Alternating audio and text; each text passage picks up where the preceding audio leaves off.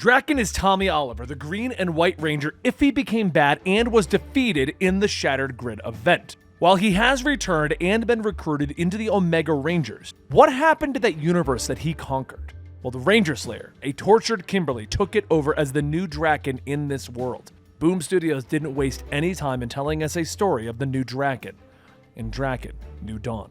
You have found yourself a Comicstorian. I create audio dramas of comic books letting you know what is going on in the world of comics, while leaving out enough to give you something to collect. If you do want to start a collection, I recommend one of our sponsors, Shortboxed. It's an app that will help you start your collection. The link is down below to help you get involved in a contest we're running here at the channel where you can win comics. But let's start the story of Drakkon: New Dawn, issues 1 through 3. When Drakkon was defeated, there was a void left in his world. With no leader, there was chaos. The Coinless Rebels and the ex-Ranger Sentries, they all abandoned their fight when the Despot died. And they all crammed together in the same city. But the scares of a war between Rebels and Drakkon's forces haven't healed over. And the flames of hate haven't died down. In some ways, it still feels like someone, or everyone, is under Drakkon's hold. Someone has to lead these people. And they're all looking to Kimberly. The Pink Power Ranger turned Ranger Slayer turned, well, that's the question of today's story, isn't it? Drakkon is dead, and Kimberly has his throne. So who is she now? As the Queen, with the help of Zack, Trini, and even Scorpina, Kimberly is trying to keep a balance of peace, but the old feelings of resentment linger, and fights break out nearly every other day. Even though she helped bring Drakkon down, there are still rebels who feel that she is just another replacement for him, even attempting to kill her. But she wanted to show them a way, a better way, one where they could all live together without trying to kill each other. To help try and illustrate that, Kimberly took a handful of rebels in Coinless to free the remaining rebels from what is known as the Deadlock, an impenetrable prison of Drakkon's creation. This was one of Drakkon's last strongholds. Built far outside of the city, fortified by an army of robot sentries. Kimberly would break in, free the prisoners, and show everyone that she was one of the good guys. She told herself that it was a strategically viable move, but in truth, she needed to prove something to herself and hell everyone that she is not Drakkon. Once everyone was into position, Kimberly led the charge straight into the prison, engaging the robot sentries. But just as the fighting began, a crater opened up and Kimberly fell through, separating her from the rest of the team. However, this wasn't some pit. It was a sealed-off area not accessible to anyone. Even Finster 5 didn't have any records on it, which means that Drakkon built this section himself. A secret only he wanted to keep.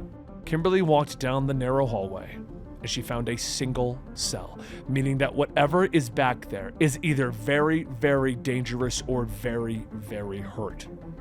Or maybe both. She kicks down the door to find someone in what appears to be a metal ranger suit, bound and chained. She moves closer, asking if they are one of Drakkon's prisoners, and the man inside of the suit tells her to leave him. Of course, that's not what Kimberly's going to do. She activates the machine that will release the man from his chain, and he screams for her to stop, kicking her away, telling her to leave him. She tells him that if Drakkon thought he was important enough to keep locked away like this, she's coming with him. The man in the suit tries to fight her back, but it's obvious that he has been held captive for a very long time, and his fighting skills are dull, which makes delivering her clean blow to him come sooner rather than later. After liberating the entire prison, Kimberly returned to the city with her new allies in a happier city. But the question still remained, who was the man in the suit? Kimberly sits with him alone, asking who is he? The man tells her that he doesn't know. She then asks why would Drakkon keep him alive for so long? Is there anything that he can remember as to why?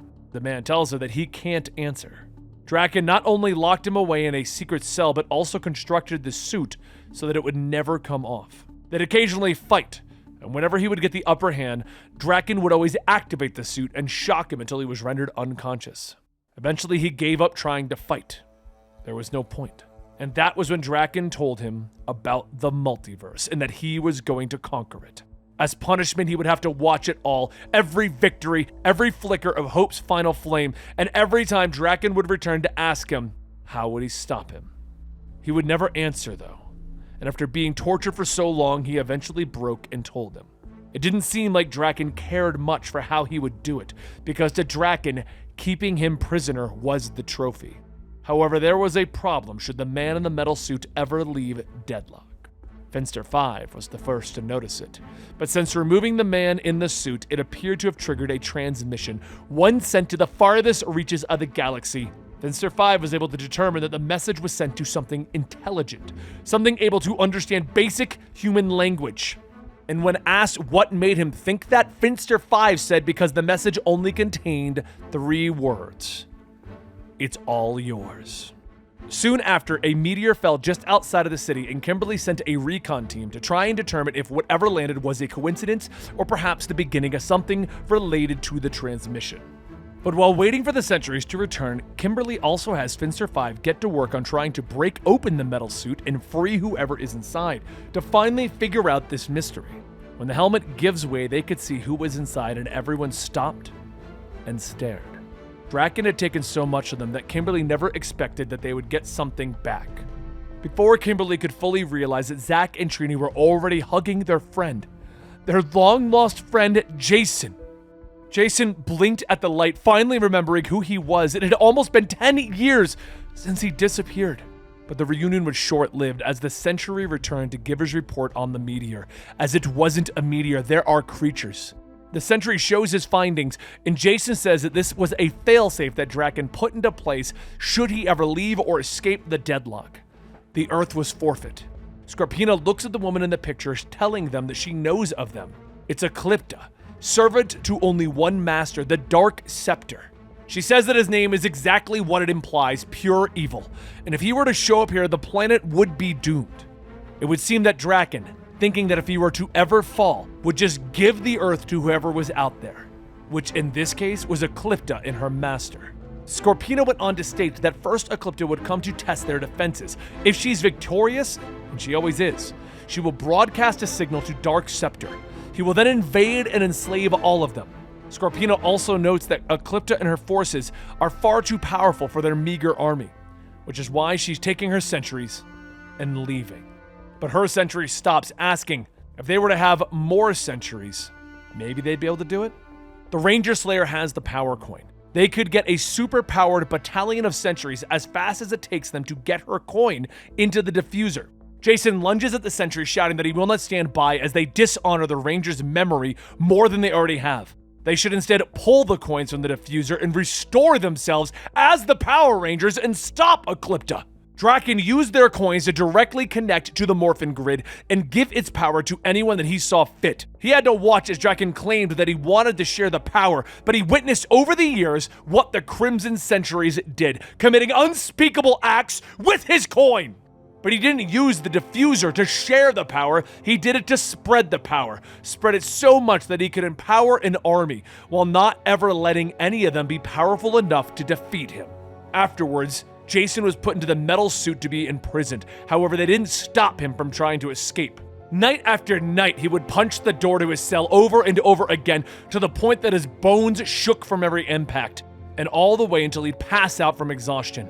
And when he finally brought the door down, he thought that Drakkon would send more sentries to stop him. But Drakkon ended up having a weapon that hurt him no matter how well protected he was. At the time, Kimberly was under his influence, and rather than ordering Jason to return to his cell, he told Kimberly that should Jason ever escape, she must end her own life. So rather than escape, he willingly remained captive. It was the only way that he could save Kimberly. Now he's free, and they can all take back their coins and fight this evil together without the sentries. However, tensions begin to flare as Kimberly tells him that she will not just depower all of the sentries for the sake of them getting a chance to pretend they're teenagers again.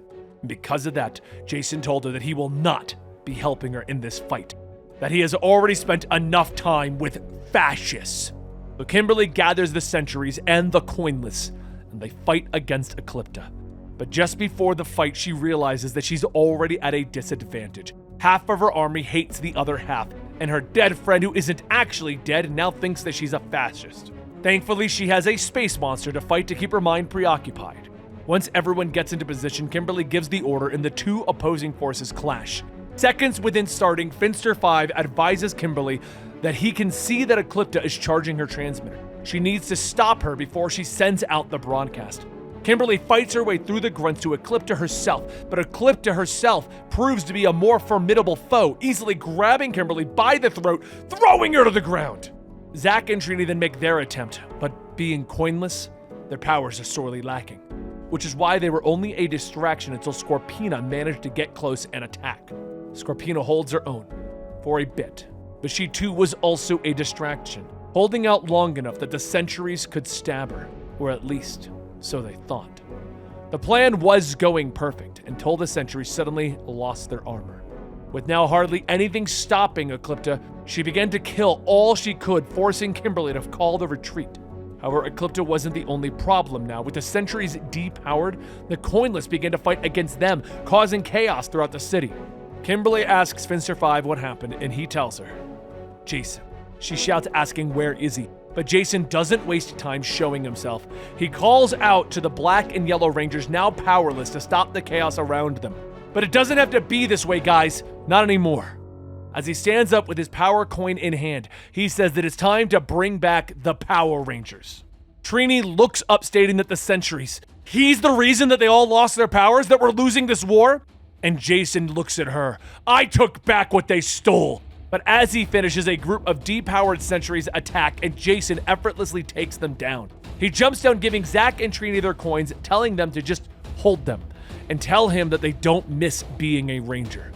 The two stare at the coins, but it's Kimberly who walks over. There you are! You nearly got us killed! He tells her that he didn't want anyone to get hurt. He just wanted what was rightfully theirs. And she shouts, You didn't want anyone to get hurt? You should tell that to all of them! We nearly had Eclipta beaten, and then half our army lost their powers. Then Scorpina grabs Jason from behind. Is this one responsible for what happened? Before Kimberly could tell her to wait, Jason flips her over his shoulder, slamming her into the ground. I'm sorry people got hurt, but don't let that distract you from who the real enemy is. We used to fight villains like this. Just morph, guys. Things can go back to the way they were. Kimberly pushes Jason off. Zordon didn't make the Rangers to beat up bad guys. He made the Rangers so that we could protect people. Zack and Trini then hold out their coins, dropping them. What are you doing? What's wrong with all of you? Jason declares. God, if I had the power of all the Morphin coins, this war would have been ended before it even began. Kimberly puts her hand on Jason's shoulder, asking, You know who you sound like, right? Because I think you do. Jason realizes what is going on. No, you're wrong. But Kimberly tells him that she knows that he is hurting. They all do. Things that Drakkon did to them, the things he drove them to do, they leave scars. But he is more than those scars. They are more than their trauma. But they don't have to go back to the way things were. They can't just morph again and fix the world. She takes off Jason's helmet, and he begins to cry. I'm sorry, Kimberly. She tells him that he can still help them. Their way didn't work. Drakkon's way didn't work, so now they need to figure out something new. Together. At that moment, Finster 5 runs up shouting that if they are coming up with heartwarming plans, sooner would be better. There's something you must see. It would appear that since our fight, Eclipta has multiplied in size. Jason says that he saw a Zord in the throne room. The one that looks like Zed. Can it fight? Finster 5 tells him that it could, but it's been heavily damaged. One blow would destroy it completely. Jason tells him, well, I'll just make sure not to get hit. Zack asks, what about the rest of them? They have their coins back in an army, but no diffuser. Kimberly tells him that she has an idea.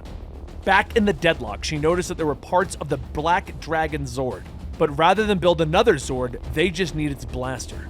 The parts inside can be used to make a new diffuser. Scorpina asks if her sentries are getting their powers back. If they do, she's going to take back half of the bad things she said about her. Kimberly tells her no. They're going to do more than that. They're putting everyone on the grid. Sentries and coinless. Finster 5 turns back from his work. I should warn you, even with the addition of the Ranger Slayer's coin, this diffuser will be stretched to its absolute limit. There's an exceedingly good chance that the diffuser will overload and destroy the coins permanently. Kimberly tells everyone that it's their coins. She can't make the decision for them, so if they want to keep them instead, she'd understand. Trini asks if she's sure that this will work, and Kimberly tells her no, but I'm pretty sure it's our best shot at surviving this. Trini hands her coin over, telling her that that's good enough for her, and Zack and Jason tell her the same.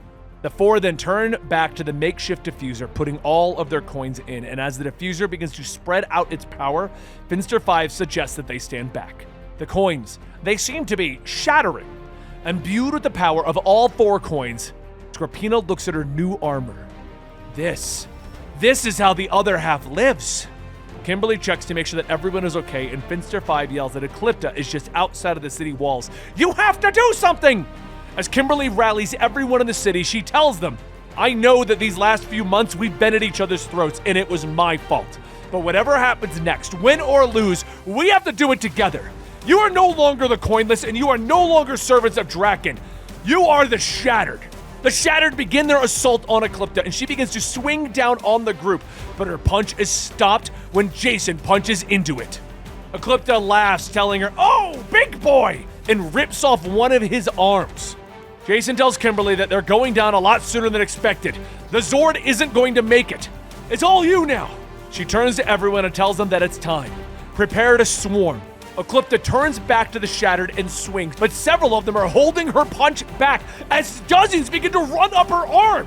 Eclipta begins to shake off the Shattered, asking, do you think that bugs will stop me?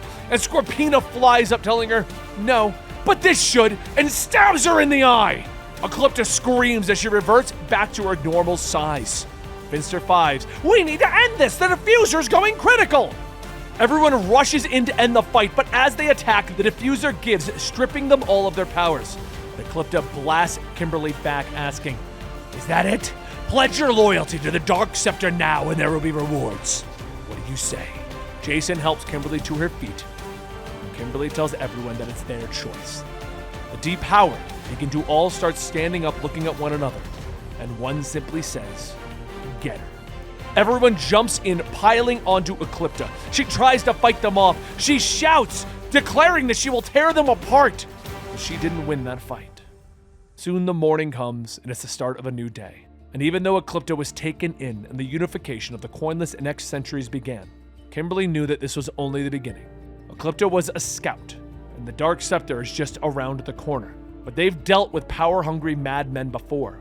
Even without their power coins, they will stand up against the oncoming evil, because even though they may be the Shattered, they are certainly not the Broken.